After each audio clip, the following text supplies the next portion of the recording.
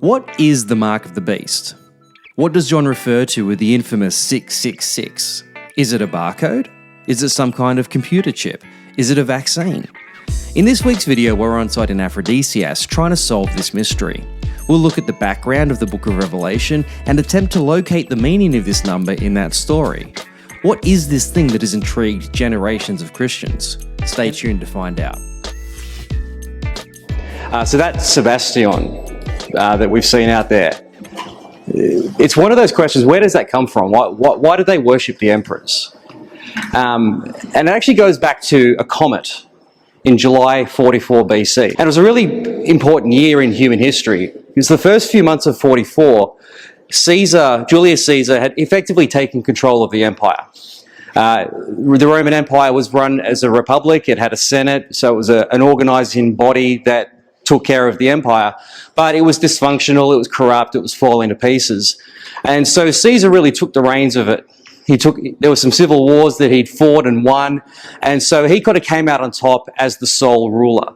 And he set about this program where he was going to rebuild Rome. He was going to make Rome great again. That was his whole agenda. But to do that, you can't do that with a committee. You need leadership. You need a singular vision.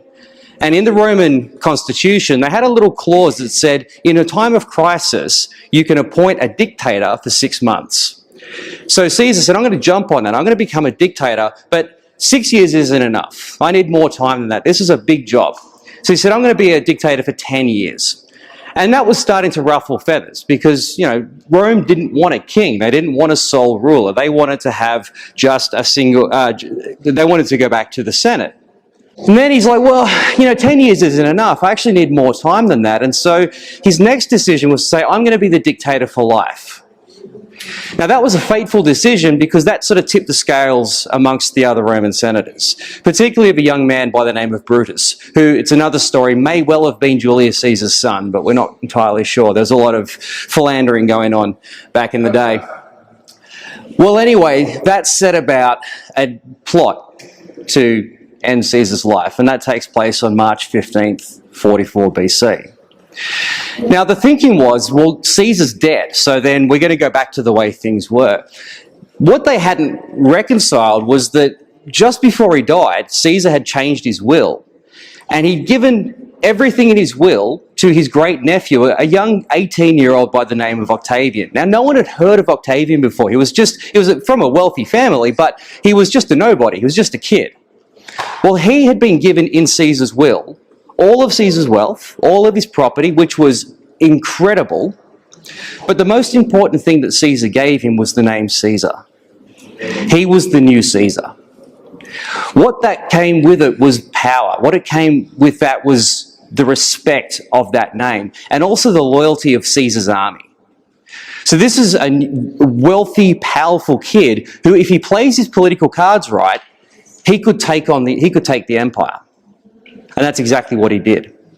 But it wasn't just about political maneuvering. There just had to be a little bit of luck that kind of helped to get him there. And that happened in July of 44. See, what Octavian did was to host some games, a week of festivities to celebrate the death of what is now his father, celebration of the old man. But at the same time, there was a comet flying around the Earth, and it came up every night, and this comet just flew around for 7 days. Now, Octavian was really smart. He said, you know what that is, don't you? That's the old man. That's Dad. Can't you see the resemblance? Dad just became God. Can you see it? And you know what's really cool about that? Because you know what that makes me? Son of God. What a brilliant political strategy. Could you imagine how presidents and prime ministers would just love to be able to have that claim? I'm the son of God, so just do what I tell you to do because I'm a god. Well, that doesn't fly very well in Rome, but out here in the East, they love this kind of stuff. They've been worshipping kings as gods going back to the pharaohs. A king as a god, that's our jam. We're used to that sort of thing. But the great thing about this one was that now we can honor the god Octavian, Augustus, but we can also honor our other gods as well. So in Aphrodisias, you've got Aphrodite, that's fine, not a problem at all, but we can also add this new god. And by the way, he got a name change too. the name Augustus. It's a title, it's not really a name. The title means the revered one, godlike. In the Greek, Sebastian. My third child is named Sebastian, and it's a good name because he thinks he's a god. It's an interesting phenomenon. Anyway, but this is great out in the East because now we can say, well, see, you always give sacrifices to the gods and you just hope for the best. You hope they don't get angry and wipe out your city. Well, with this particular god, this is great because when we give him cool stuff, he gives us stuff in return. We get the payback in this life. And this is a generous God. This is a God who really wants the best for us.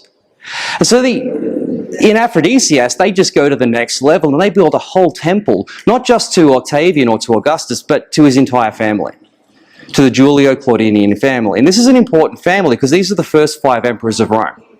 It's under these emperors that Christ is not just born, but is crucified and that the gospel goes into all the world. It's a really pivotal time in human history. And so after Augustus, he's a very long-running emperor. After him, it's his adopted son Tiberius that takes the reins of the empire.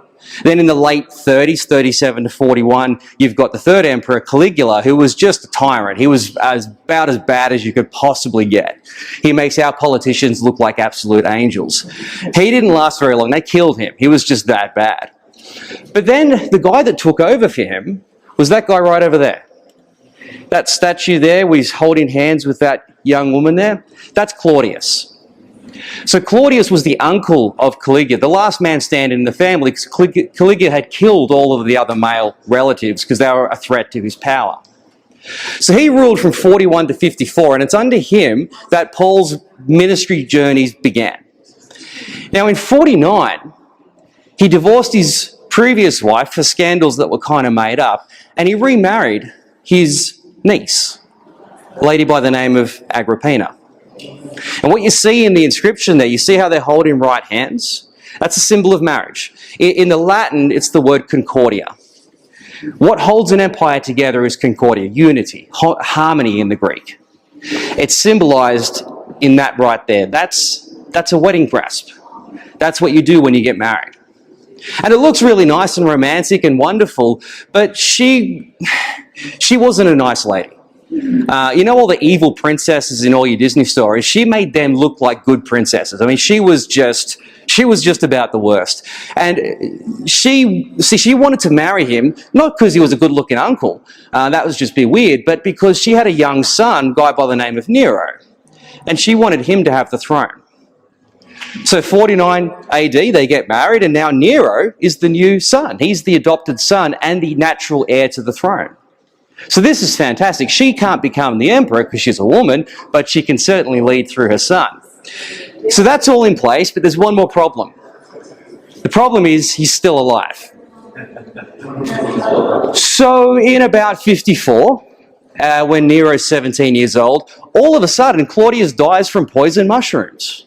Just somehow they slipped into his dinner. Now, you'd never say it publicly, but we all know who it was. So now he's out of the picture and the young 17-year-old Nero becomes the emperor. What you're looking at here is his coronation. So she's laying the laurel wreath on his head to say that he's now the emperor. But what it's really saying is that we're kind of co-rulers. And for the first 5 years of this reign, all the coins minted had both of these faces on there. The point of this is propaganda.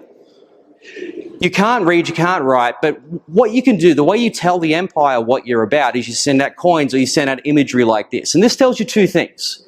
Firstly, it tells you that he's the commander-in-chief. The empire is protected because he's alive. Because he's God, because he is now Rome, so long as he's safe, Rome is safe. He will protect you. I'll protect you, Nero says. But what does this say about her? I provide for you. I'll look after you. I'll be like your mother. So mother, father, mother, son, mother, it's all very incestuous in the Julio-Claudian family. But nevertheless, this is now the emperor under which Paul has his third missionary journey, and also the same emperor under which Paul is martyred. Now, what has all this got to do with the New Testament? Well, see, the worship of this cult became the primary religion. You worship Aphrodite, absolutely, but you also worship the emperor. And see, the thing is, you worship the emperor, and everyone's happy to do that. You worship him, you give him the honor, the right respect, and the empire's safe. But what does it say that if you don't worship him? It's a bit disrespectful, certainly, but it's even more than that. You don't want him to do well. You don't want Rome to do well. That's treason. There's only a very few crimes that are punishable by death in the Roman Empire, and that's the chief one, treason. So this is a challenge for the Christians, if you can't already see it. Because they come along and say, sorry, we've already got our own Son of God, thank you very much. We've already got our own Saviour, thank you very much. We've already got our own Lord, thank you very much. We don't need another Son of God, we've got the true Son of God. We won't worship him, thank you very much. And so if you want to know why Christians were persecuted for the first 200 years, it's because they refused to worship guys like Nero. We get this great example of it in Revelation. Revelation 13:11 says, "Then I saw a second beast coming out of the earth. It had two horns like a lamb, but it spoke like a dragon.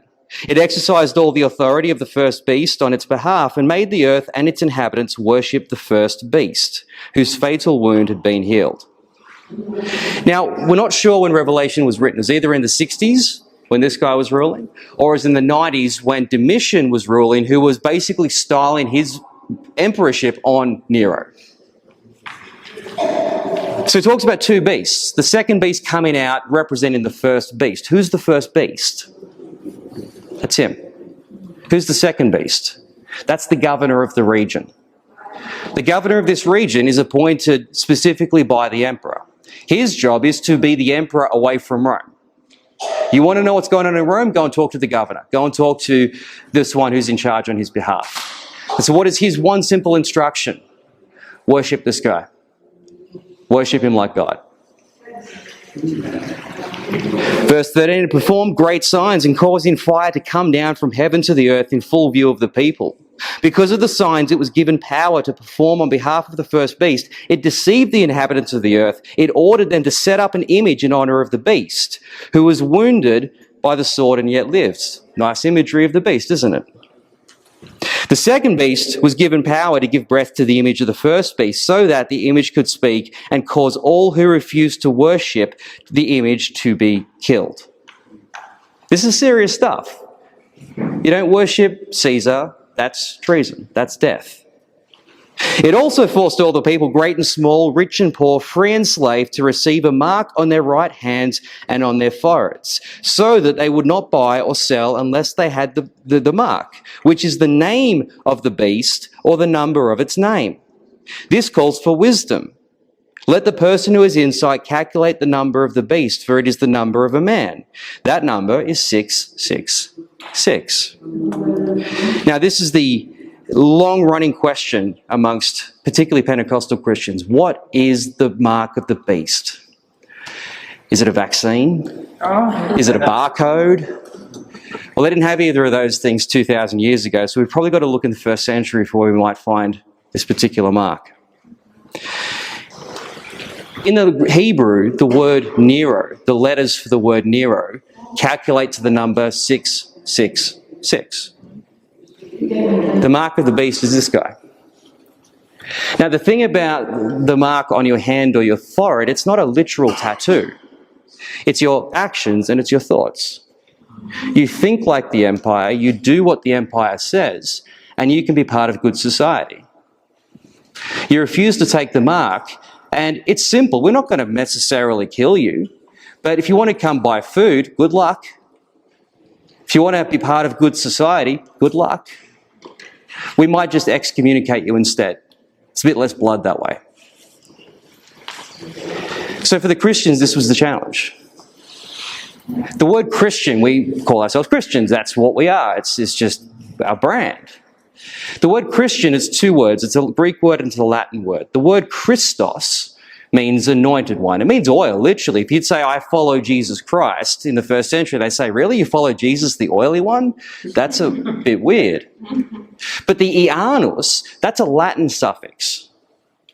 When you add Ianus to something, what you're actually adding to it, what you're saying about that person is that they follow a political figure. See, when they saw Christ or they heard about Christ, they didn't hear about some religious person. They heard the language of a king. And so when they saw a Christian, they said, well, you must be some sort of political group because you're threatening the political structure. The threat is treason, not some weird belief, because they all had weird beliefs. So the thing about Christianity, it's not just a set of rules to live by. We talked about this the last couple of days, and we'll talk about it more. It wasn't just a set of rules, just do this now, or just add this God to your life. It's a whole new worldview. And in this case, it runs in total opposite direction to where this guy's taken the world. And so you've got a simple choice. You can go with the flow, or you can work against this. It's not going to end well for you, but here's the promise. It's an eternity with that one for whom you died. And that's about all we've got, at least in the first century. And so think about that anyway next time you're wondering what the 666 is. I promise you it wasn't the vaccine. If you're vaccinated, you're still going to heaven. It's all good. And I'll leave you with that encouraging thought. Hey, thanks so much for watching. I hope this has been helpful. Don't forget, if you wanted to go deeper on this topic, you can check out this week's podcast. The link for that is in the description below. And if you have any other New Testament questions, please be sure to drop that in the comment, and hopefully we can get to it in another video. Thanks so much, and I'll see you next time.